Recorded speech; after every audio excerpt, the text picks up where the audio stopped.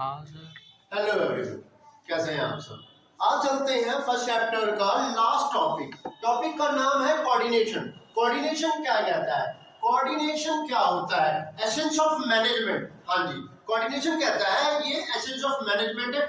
Management का बहुत जरूरी एक पार्ट है, इसके बिना कोई भी काम कंप्लीट नहीं होगा। कोऑर्डिनेशन का मतलब होता है कि सभी लोगों को मिलाकर काम कराना। It's called off coordination. जहां पर सब लोग एक ग्रुप में एक ही तरीके से एक ही साथ मिलकर काम करते हैं, उसे कोऑर्डिनेशन कहा जाता है।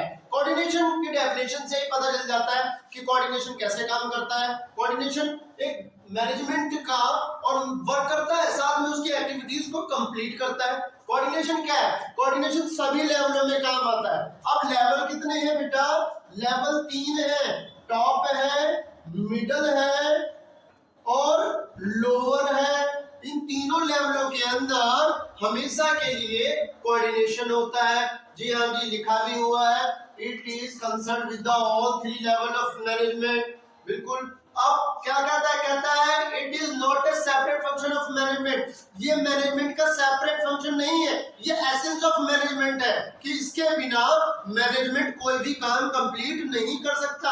अब मैनेजमेंट के 5 फंक्शन है, पता ही है, planning, organising, staffing, directing, controlling.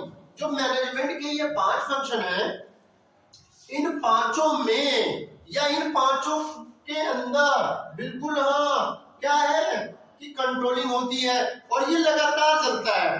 Planning होगा ऑर्गेनाइजिंग के लिए, ऑर्गेनाइजिंग में काम करने के लिए स्टाफ के लिए कोऑर्डिनेट किया जाएगा, स्टाफ डायरेक्शन किया जाएगा कोऑर्डिनेट से, डायरेक्टिंग कंट्रोलिंग के लिए किया जाएगा। तो हम कह सकते हैं कोऑर्डिनेशन सबके लिए जरूरी है। तो कुछ पॉइंट दिए गए हैं, अब इन पॉइंटों को हम जरा समझ लेते हैं। पहला पॉइंट है coordination integrate group effort. Coordination कहता है कि ये ग्रुप में काम करता है और ग्रुप एक्टिविटीज के अकॉर्डिंग काम करता है। बहुत सारे लोग मिलकर काम कर रहे हैं। जैसे एक हॉस्पिटल है, हॉस्पिटल के अंदर डॉक्टर्स बहुत सारे होते हैं, उनके साथ में उनके नर्सेज होती हैं या वार्ड बॉय होते हैं। तो वहाँ जितने भी पेशेंट आते हैं उनके साथ में कोऑर्डिनेट किया जाता है। कौन कोऑर्डिनेट करता है, doctors plus ward boy and nurse वहां के, कि वो क्या करते हैं, वो कोऑर्डिनेट करते हैं कि मिलकर उसका ट्रीटमेंट किया जाएगा, उसका उपचार किया जाएगा। तो हम कह सकते हैं इंटीग्रेट ग्रुप एफर्ट होता है। दूसरा क्या बोलता है, दूसरा बोलता है coordination is a continuous process. हाँ, कोऑर्डिनेशन कॉन्टिन्यूअस प्रोसेस है। क्यों है बेटा, कहता है फंक्शन ऑफ मैनेजमेंट भी क्या है, कॉन्टिन्यूअस फंक्शन है, इसीलिए कोऑर्डिनेशन भी कॉन्टिन्यूअस है। बकायदा डायग्राम में देख सकते हो आप, प्लानिंग से ऑर्गेनाइजिंग, ऑर्गेनाइजिंग से स्टाफिंग, स्टाफिंग से डायरेक्टिंग, डायरेक्टिंग से कंट्रोलिंग, फिर अगेन प्लानिंग। इसलिए हम कह सकते हैं कोऑर्डिनेशन क्या है, कंटिन्यूअस प्रोसेस है, नेवर एंडिंग प्रोसेस, कभी समाप्त नहीं होगा। जब तक हॉस्पिटल रहेगा जब तक कोऑर्डिनेशन होना है, या जब तक आप बिजनेस करोगे जब तक कोऑर्डिनेशन होना है। स्कूल जाते हो पढ़ने के लिए, कोऑर्डिनेशन होता है। आप जिस दिन नहीं पहुंचे उसके मित्र आपके पहुंच गए, आपके मित्र ने बता दिया आपको कि यार स्कूल में ये हुआ था, कोऑर्डिनेट होता है, उसे बोलते हैं कोऑर्डिनेशन। अगला पॉइंट आता है coordination is all pervasive function. All pervasive का मतलब तो सब जगह। अब सब जगह क्या कहता है, सब जगह कहता है बेटा कि जो business and non business activities, इन सभी जगहों पर कोऑर्डिनेशन होता है। कैसे कोऑर्डिनेशन होता है, घर में रहते हैं कोऑर्डिनेशन करना है, बिजनेस करने गए वहां पे भी कोऑर्डिनेशन होता है, मंदिर जा रहे हैं कोऑर्डिनेशन होता है। सभी जगहों पर कोऑर्डिनेशन होना जरूरी है।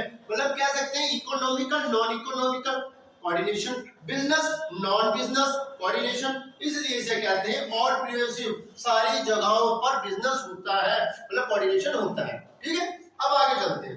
कहते हैं coordination is the responsibility of all managers.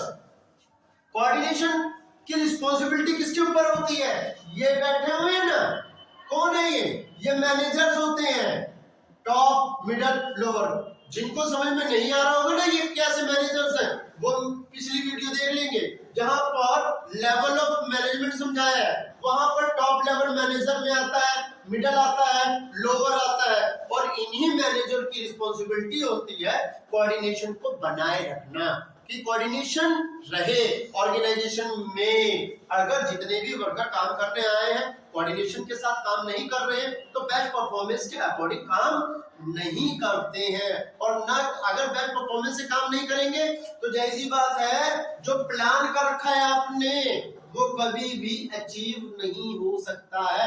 इसलिए इसे हम एसेंस ऑफ मैनेजमेंट कहते हैं, कि मैनेजमेंट का बहुत जरूरी पार्ट, जैसे बॉडी का बहुत जरूरी पार्ट क्या है, बॉडी का बहुत जरूरी पार्ट है हमारा दिल, हमारा हार्ट, अगर ये नहीं है तो मर गए हम। वैसे ही क्या है, मैनेजमेंट का बहुत जरूरी पार्ट है कोऑर्डिनेशन, तभी परफेक्ट प्लानिंग होगी, और तभी परफेक्ट प्लानिंग के बाद में रिजल्ट भी परफेक्ट आएगा। दोबारा समझ लेते हैं कोऑर्डिनेशन क्या है। कोऑर्डिनेशन एक तालमेल बिठाने वाली प्रक्रिया है, जहां पर बहुत सारे लोग ग्रुप में काम करते हैं और इन सबको मिलजुल कर काम करवाया जाता है, जिसमें कोई भी कॉन्फ्लिक्ट क्रिएट ना हो, लड़ाई झगड़ा ना हो। बिल्कुल हाँ जी, ये सेपरेट फंक्शन ऑफ मैनेजमेंट नहीं है, एसेंस ऑफ मैनेजमेंट है। ये तीनों लेवलों में काम करता है, टॉप, मिडिल, लोअर। ये एक इंटीग्रेट ग्रुप एफर्ट है, ग्रुप को तालमेल बिठाने के लिए काम करता है। एक ऑर्गेनाइजेशन में बहुत सारे फंक्शनल वर्क हो रहे हैं, सबको तालमेल बिठाने के लिए होता है। कॉन्टिन्यूअस प्रोसेस है, लगातार चलेगा। और प्रियोरिटी फंक्शन है, चाहे वो बिजनेस के किसी भी काम में हो, फंक्शनल में हो या डिपार्टमेंटल में हो या स्ट्रक्चर में हो, कहीं पर भी हो, सारी जगहों पर इसे काम किया जाएगा, चाहे बिजनेस हो चाहे नॉन बिजनेस हो। और लास्ट आता है कि भैया ये कहता है all responsible of all managers. बिल्कुल है जी, कोऑर्डिनेशन की जो रिस्पॉन्सिबिलिटी है वो मैनेजर्स की होती है, बड़े लोग ही कोऑर्डिनेट कराते हैं छोटे लोगों को, इसका ये कहना है। अगर आपको कोई डाउट हो, कोई प्रॉब्लम हो तो कमेंट बॉक्स में जाकर आप मुझसे क्वेरी कर सकते हैं। Thank you very much.